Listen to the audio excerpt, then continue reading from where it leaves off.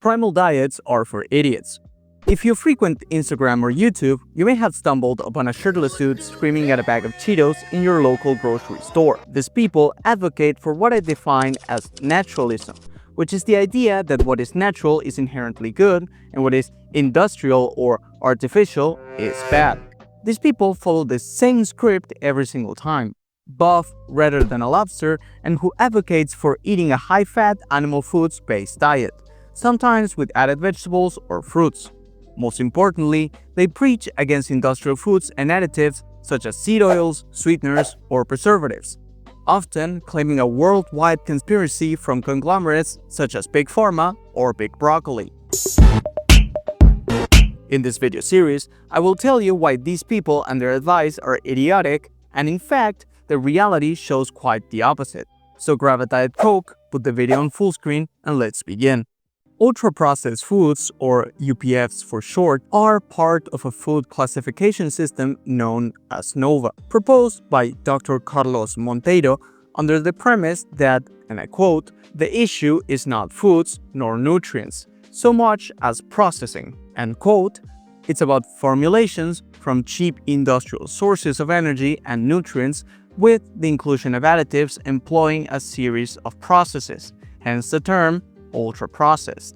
Monteiro and his colleagues classified foods into 4 categories depending on their degree of processing: minimally processed, culinary ingredients, processed, and ultra-processed, claiming that as you approach the latter, you reach foods that have low nutritional quality, are hyper-palatable, and pseudo-addictive, such as sodas,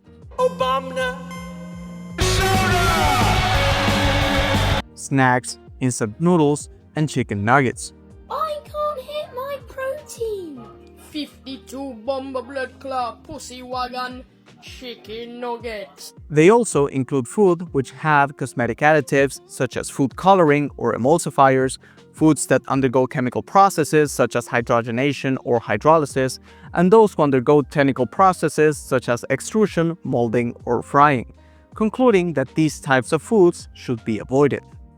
This seems to permeate into the fitness/nutrition sphere a lot, advocating for what is known as clean eating, i.e. eating from categories 1 and 2.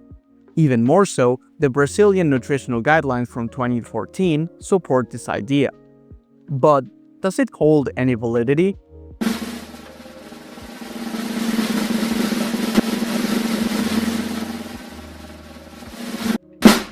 Short answer, no.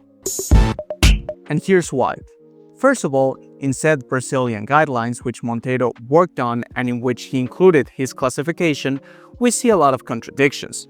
We see that it is advised to consume minimally processed foods and avoid UPFs.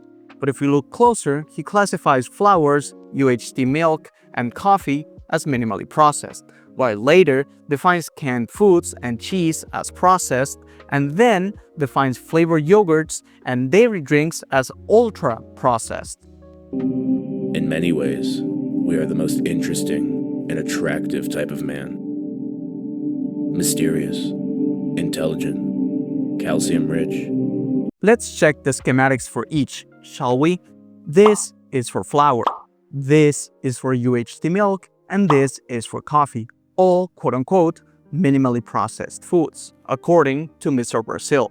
Compare that to the very processed and evil foods such as canned foods and the super evil ultra-processed yogurt.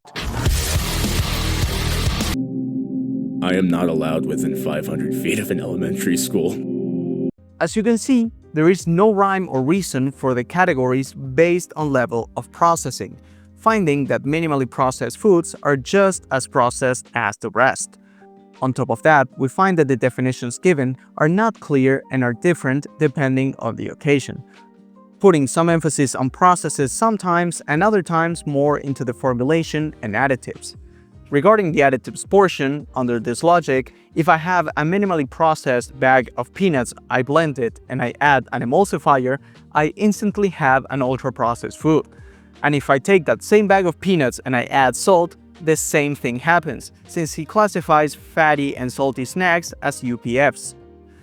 Absolutely ridiculous. But hey, Maybe it is effective in predicting obesity and weight loss since more processing equals more palatability, right? Wrong again.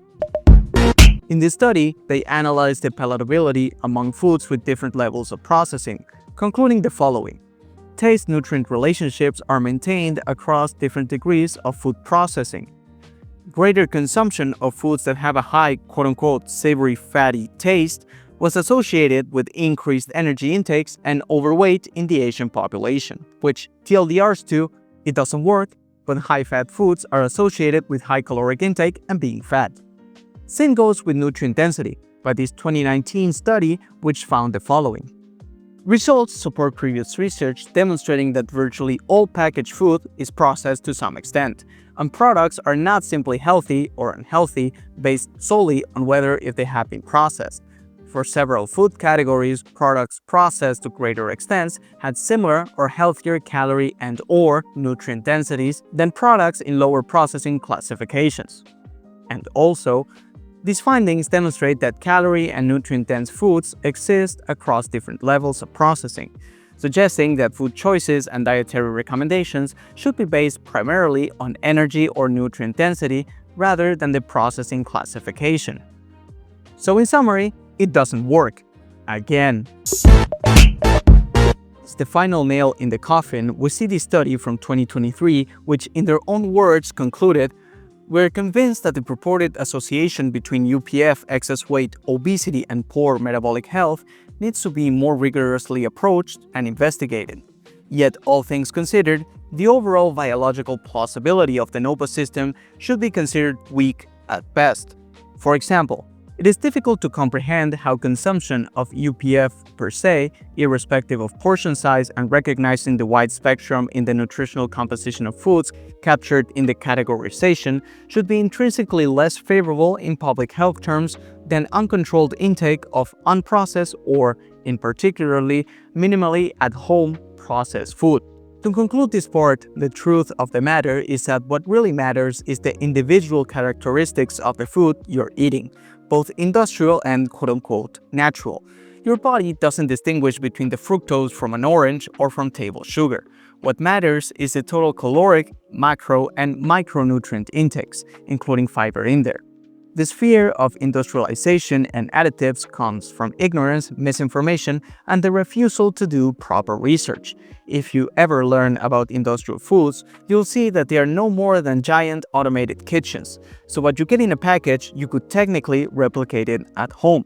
And in terms of the food additives, keep in mind every single substance approved by the FDA has to go through a lot of safety tests and meet certain criteria. On top of that, the inclusion of said additives are also strictly regulated, so there should be no safety concerns in that regard.